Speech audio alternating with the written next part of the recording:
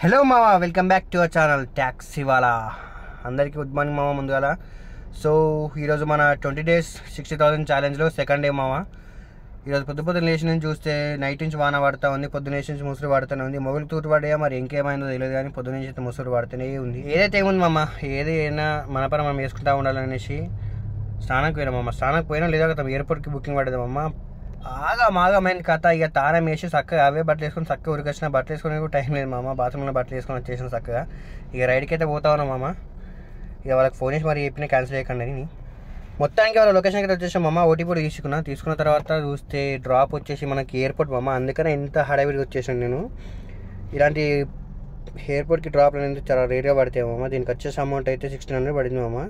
So అందుకనేసి మామ వచ్చేసిన. ఇలాంటి రైడ్లు అనేది చాలా అంటే చాలా రేర్గా పడుతూ ఉంటాయి మామ. ఇలాంటి దొరికినప్పుడే వినియోగించుకోవాలి, అందుకని ఆగమామ వచ్చేసిన.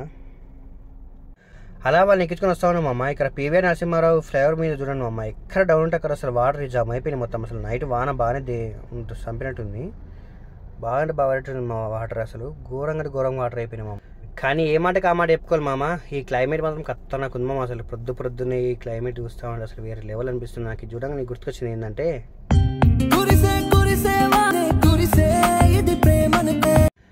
అలా పాటలు పాడుకుంటూ ఎయిర్పోర్ట్కి అయితే వచ్చేసాం మా మొత్తానికి. ఇక వాళ్ళని దింపేయాలి కదా.